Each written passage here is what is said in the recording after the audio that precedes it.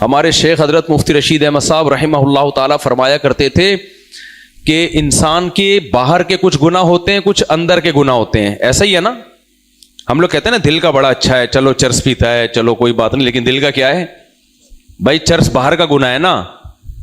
تو اور کچھ گناہ اندر کے ہوتے ہیں. اندر کے 3 مشہور گناہ ہیں، خوب یاد رکھ لیں. پہلے زمانے میں جب بزرگوں کی طرف سے کسی کو خلافت ملتی تھی، یہ لفظ سنا ہوگا نا آپ نے تصوف میں کہ حضرت جی فلاں کے گدی نشین ہیں، فلاں کے خلیفہ ہیں. تو خلیفے کا مطلب کیا ہوتا تھا؟ پہلے زمانے میں اس کا مطلب یہ ہوتا تھا کہ کوئی بزرگ وہ کسی کو اجازت دیتے تھے کہ تم بھی لوگوں کو اپنے ہاتھ پہ بیعت کر سکتے ہو، کیونکہ میں نے دیکھا ہے کہ تمہارے اندر 3 چیزیں نہیں ہیں، 3 برائیاں نہیں ہیں. نمبر 1 شہرت کی لالچ نہیں ہے، نمبر 1 دولت کی ہوس نہیں ہے، نمبر 3 شہوت حد سے متجاوز نہیں ہے. ان تینوں کو اصطلاح میں کہتے ہیں حب جاہ، حب مال اور حب باہ. یہ لفظ یاد رہے گا.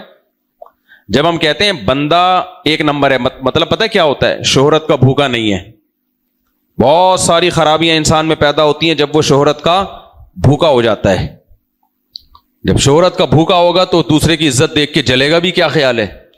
اور ہر جگہ چاہے گا میری ٹانگ اونچی رہے، ہر محفل میں بولے گا زیادہ. آپ نے دیکھا ہوگا کچھ لوگ مجلس میں بیٹھے ہوتے ہیں، آرام سے بات سن رہے ہوتے ہیں بڑوں کی، کچھ بیچ بیچ میں کیا کر رہے ہوتے ہیں؟ اپنا پروگرام چلا رہے ہوتے ہیں. ان کو اپنی ٹانگ اونچی رکھنے کا شوق ہوتا ہے. چپ کر کے سن لو بھائی. نہ جی سننا ہے ہی نہیں، سنانا ہی ہے ہمیشہ. سمجھ میں آ رہی بات کہ نہیں آ رہی؟ تو یہ شہرت کے کیا ہوتے ہیں؟ بھوکے. لالچ ہوتی ہے ان میں، جاہ کی لالچ، تکبر ہوتا ہے ان کے اندر، خود پسندی ہوتی ہے. یہ اندر کی بیماری ہے. دوسری بڑی بیماری ہے حب مال، پیسوں کی لالچ. پیسوں کی محبت بری چیز نہیں ہے، نیچرل ہے یہ، چونکہ سارے کام دنیا میں کس سے ہوتے ہیں؟ منہ سے بول لیا کرو نا، پیسوں سے ہوتے ہیں. وداؤٹ پیسہ کچھ ہوتا ہی نہیں ہے، تو وہ تو مجبوری ہے. پیسوں سے محبت کیوں نہیں ہوگی بھائی؟ لیکن ہوس یہ محبت سے اوپر کی چیز ہے. ہوس بری چیز ہے. ہوس کا مطلب کیا؟ جب محبت ہوتی ہے جو اعتدال سے ہو تو انسان محنت کرتا ہے، کماتا ہے، حلال کی فکر کرتا ہے. اس کو پتا ہے بھائی دنیا کا سارا نظام کس سے چلتا ہے؟ پیسوں سے. اور یہ میں نہیں کہہ رہا، قرآن کہہ رہا ہے.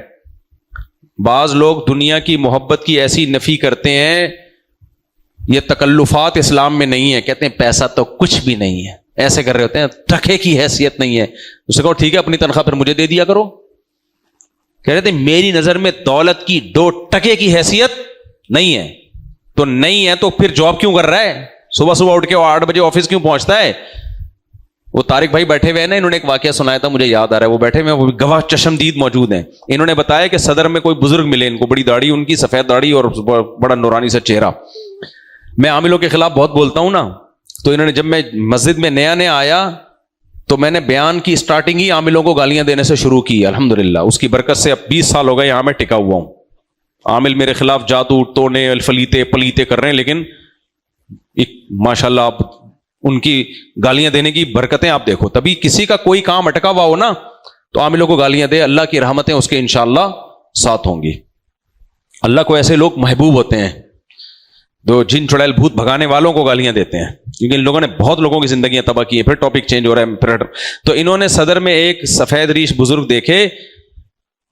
وہ بزرگ انہوں نے جا کے دیکھا کہ کوئی کام اٹکا ہوا ہوگا طارق بھائی کا.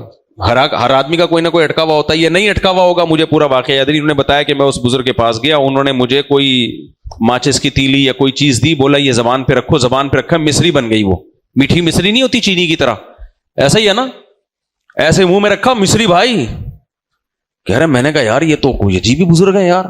منہ میں ماچس کی تیلی رکھی ہے یا کوئی ڈھیلا رکھا ہے، کوئی مٹی وٹی کا، وہ مصری گڑ یہ چیزیں بن رہا ہے. وہ کہتے ہیں میں نے کہا کہ میں نے 500 روپے نکالے. اس زمانے میں 500 کی بڑی ویلیو تھی. یہ 95-96 کی بات ہوگی میرا خیال ہے.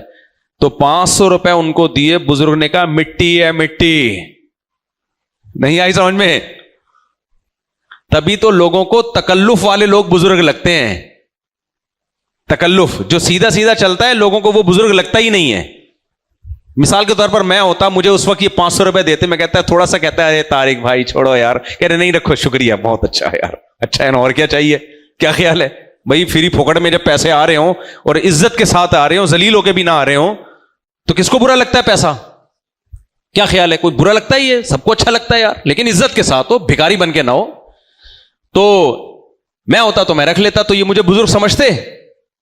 نہ بزرگ اسی کو سمجھا جائے گا 2 ٹکے کی حیث رکھو. انہوں نے فوراً، وہ بزرگ نے کیا کہا؟ 500 روپے واپس لو. ان کے دل میں اور اس بزرگ کا تقدس بیٹھ گیا. لیکن اللہ نے ان کو عقل دی تھی. ان کو لگا کہ یار یہ جو میں نے یہ منہ میں ماچس کی تیلی رکھی اور یہ مصری بن گئی، یہ کوئی ڈرامہ ہو سکتا ہے. یہ ایسا نہ ہو کہ یہ میری جیبیں خالی کر دے. اللہ نے تھوڑی عقل دی تھی. یہ وہاں سے ہٹ گئے، کوئی دوسری پارٹی آئی. اب یہ منظر دیکھ رہے ہیں وہاں کھڑے ہو کر. دوسری پارٹی کے ساتھ کیا ہوتا ہے؟ وہ کوئی دوسرا بندہ آیا، اس کے ساتھ یہی کام کیا، اس کو وہ ماچس کی تیلی مصری یہ لوگ مسمرزم کرتے ہیں، دماغ کو کیپچر کر لیتے ہیں. تو لیکن ہر ایک کا دماغ کیپچر نہیں ہوتا. اگر ان کو گالیاں دو گے پھر نہیں کیپچر کر سکتے.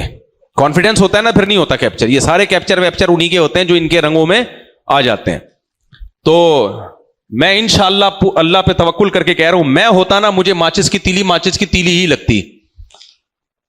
سمجھ میں آ رہی ہے بات؟ تو اب کسی اور کو انہوں نے وہ بڑا بحران، اس نے بھی 500 روپے نکال کے دیے. بزرگ نے کیا بولا؟ مٹی ہے مٹی، کوئی حیثیت نہیں، رکھ لے. اس کے دل میں اور آ گیا، یار یہ تھوڑے پہنچے ہوئے نہیں. اگر وہ واقعی بزرگ ہوتا نا، وہ کہتا تھا چلو یار فری بھوگٹ میں حلال آمدن کسی آ رہی ہے، کوئی اپنی خوشی سے دے رہا ہے تو چلو یار لے لو، کیا خیال، بچوں کو اچھا کھلا دیں گے، خود نہیں کھانا بچوں کو کھلا دے یار تو. لیکن ڈرامے باز آدمی لوگوں کو پسند ہے، تکلف والا آدمی. تو وہ کہنے لگا کہ بھائی مٹی ہے مٹی.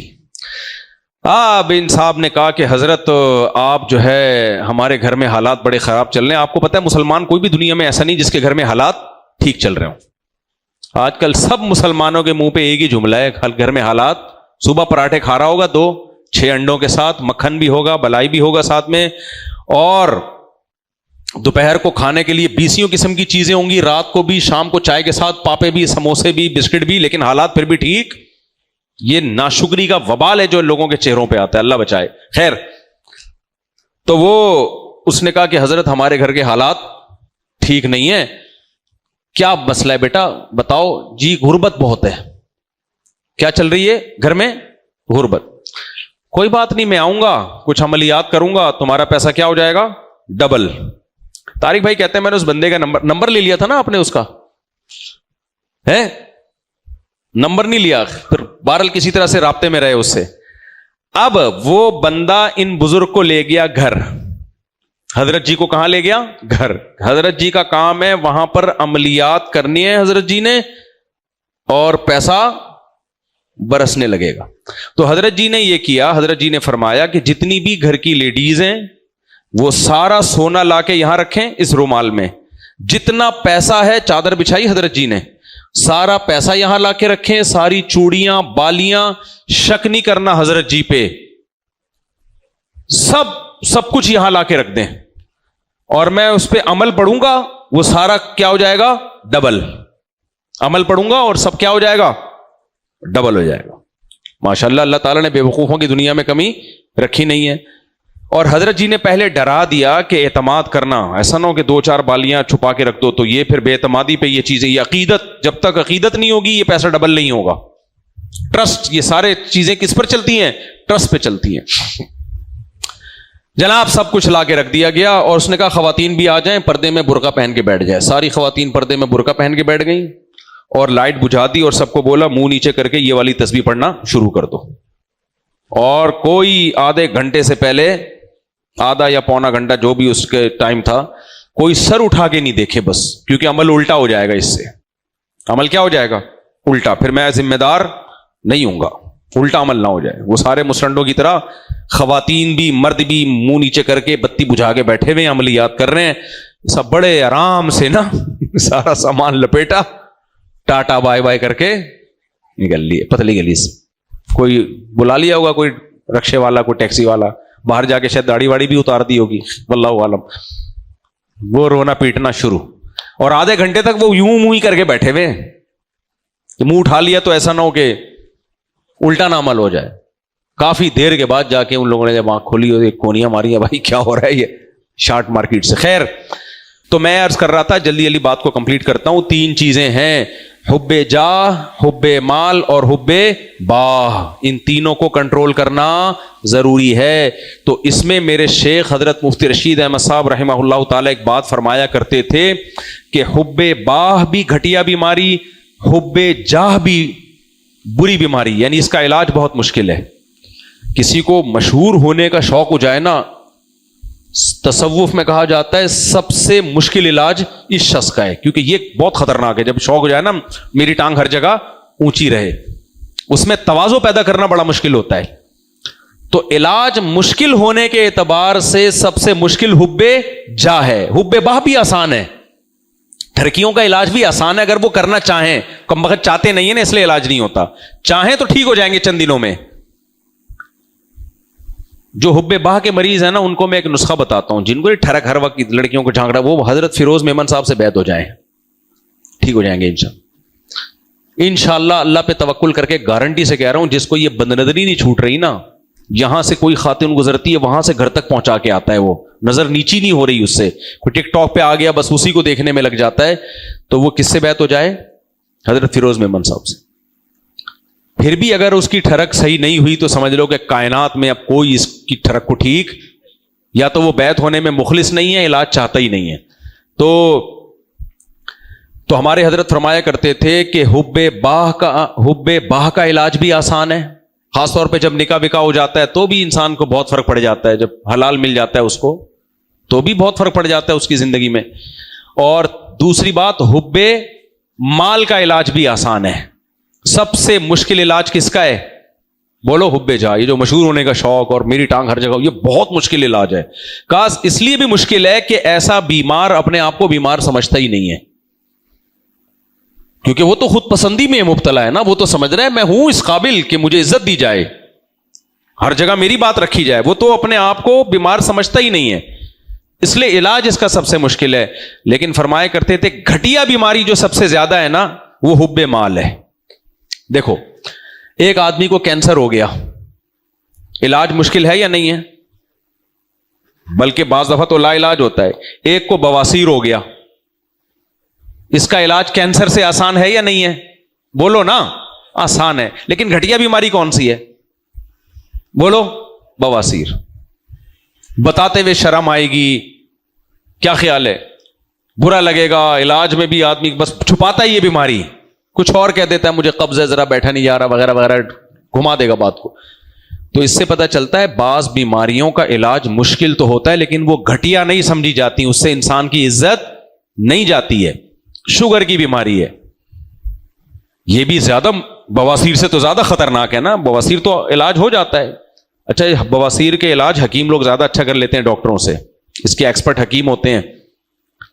ہمارے کسی دور کے جاننے والے کو یہ بواسیر کی بیماری ہوئی تھی, ڈاکٹروں سے علاج کرا کر آگے تھک گئے. ایک حکیم تھے یہاں بیٹھا کرتے تھے, انہوں نے ٹک کر کے فٹ فاڑ بنا دیا. تو میں حیران ہو گیا, میں نے کہا بھائی, کیونکہ وجہ اس کی بیماری پرانی ہے نا.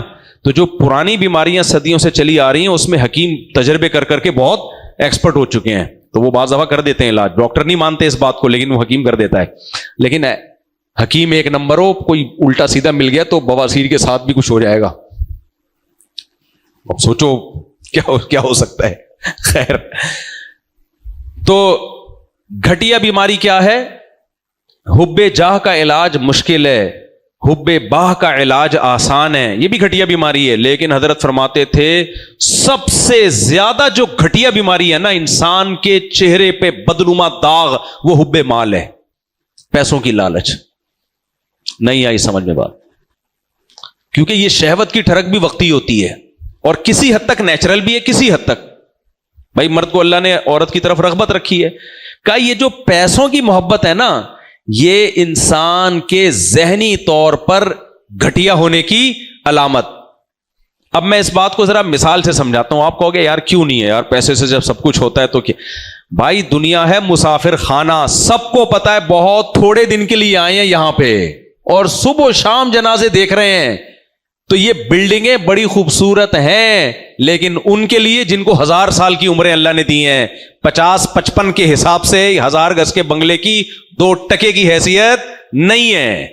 تو کھلونے ہیں, تو کھلونوں سے بچے تو خوش ہوتے ہیں کیونکہ بچوں کی سوچ کیا ہوتی ہے؟ گھٹیا. جن کا ذوق نظر بلند ہوتا ہے وہ مٹی کے کھلونوں سے دل نہیں بہلاتے. وہ صبح شام موت کی خبریں دیکھ رہے ہوتے ہیں. او فلاں بلڈر جس نے اتنی بڑی بڑی بلڈنگیں بنائی, اپارٹمنٹ بناتے ہیں نا بڑے بڑے بلڈرز, ہم ترس رہے ہوتے ہیں کاش اس اپارٹمنٹ میں مجھے ایک فلیٹ مل جائے. غریب آدمی تو یہ ترس رہا ہوتا ہے نا, میں غریب نہیں ہوں لیکن مثال دے رہا ہوں میں, کاش اس اپارٹمنٹ میں مجھے بولو ایک فلیٹ مل جائے, کاش یہ مل جائے, کاش 2 فلیٹ میرے نام کے نکل آئے, بھائی 2 پلاٹ نکل آئے, خوشی سے پاگل ہو رہا ہے.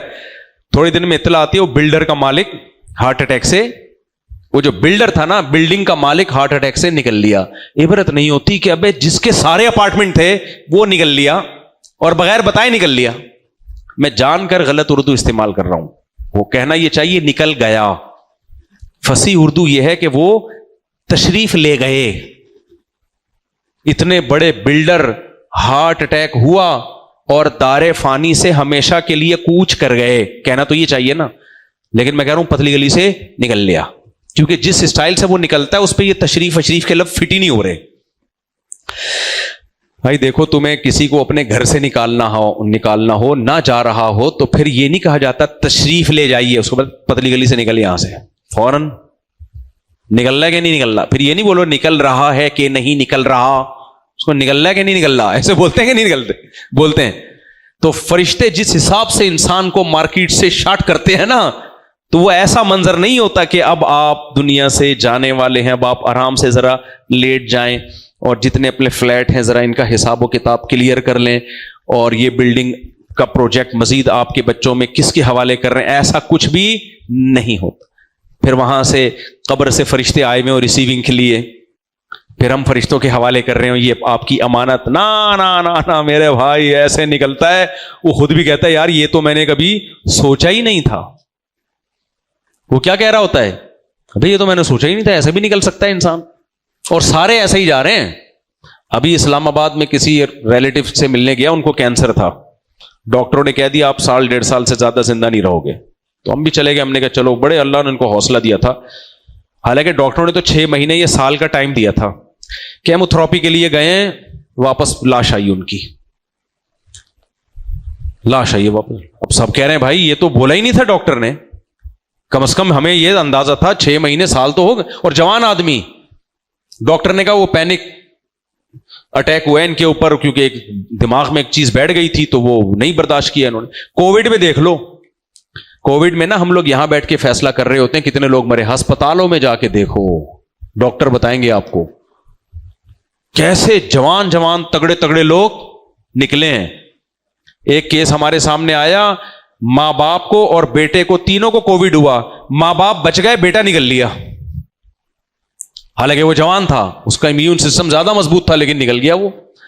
تو ایسے کیسز ہوتے ہیں موت کے اتنی. تبھی تو نبی کریم صلی اللہ علیہ وسلم نے حکم دیا ہے کہ قبرستان جایا کرو, یہ حکم ہے. فزورها فانها تذکر الاخرہ, فرمایا قبرستان جاؤ گے نا, بلڈنگیں تو دیکھ رہے ہو صبح شام, حیدری کی اور دبئی کی اور ایمریٹس کی, امارات کی بلڈنگیں اور ڈیفنس کے 1000 گز کے بنگلے, جا کے قبرستان جا کے دیکھا کرو. نبی کریم صلی اللہ علیہ وسلم نے حکم دیا جب قبرستان جاؤ گے تو اس دنیا کی حقیقت سامنے آئے گی. بڑے بڑے بنگلے ہیں بھائی, 2 ٹکے کی اوقات رہی نہیں. ہمارے ایک دوست ہیں, انہوں نے واقعہ سنایا کہ ایک کرسچن بندہ تھا, اس کا جب موت کا وقت آیا نا تو اس نے موت سے 2-4 دن پہلے, نہیں ڈاکٹر نے بتا دیا تھا کہ آپ 2-4 دن کے مہمان ہیں. بعض دفعہ کڈنی فیل ہو جاتا ہے نا, ڈاکٹر بتا دیتے ہیں کہ اب آپ جانے والے ہیں. تو اس نے آرڈر کیا, اپنے بچوں کو بلایا اور بولا میرے لیے 1000 گز کا بنگلہ خریدو فوراً. بہت کروڑ پتی آدمی تھا, اور میری ڈیڈ باڈی وہاں سے نکلے گی. ڈیڈ باڈی کہاں سے نکلے گی؟ بڑے گھر سے. اس کا پلان تھا بڑا گھر بنانے کا. پلان کیا تھا؟ گھر ذرا میں بڑا بناؤں. وہ بنا نہیں پایا زندگی میں, تو موت کا وقت آ گیا. تو بچوں کو بلا کے وصیت کر رہا ہے کہ بھائی ابھی مرنے میں ٹائم ہے, جلدی سے کوئی 1000 گز کا بنگلہ پکڑو, کیونکہ ایک ویژن تھا نا کہ میں بڑا بنگلہ بنا کے جاؤں گا. تو میری میت کہاں سے اٹھے گی؟ اس بڑے بنگلے سے. پھر آگے کہنے لگا کہ میرے 2 دوست احباب تھے ٹکے کے, وہ 1000 گز کے بنگلے بنا چکے ہیں. تو میں اس بات کو پسند نہیں کرتا کہ میری لاش یہاں سے اٹھے. سمجھ میں آ رہی ہے بات کہ نہیں آ رہی ہے؟ پرلے درجے کی حماقت اور بے وقوفی کی انتہا ہے یا نہیں ہے؟ ابے جب تو جا رہا ہے وہ کیڑوں نہیں کھانا ہے تو جہاں وہاں سے نکل یا یہاں سے نکل. لیکن جب انسان کے پاس وحی کی ہدایت نہیں ہوتی، پیغمبروں کی تعلیمات نہیں ہوتی، تو خدا کی قسم بڑے بڑے ذہین لوگوں کی کھوپڑی کام نہیں کرتی ہے.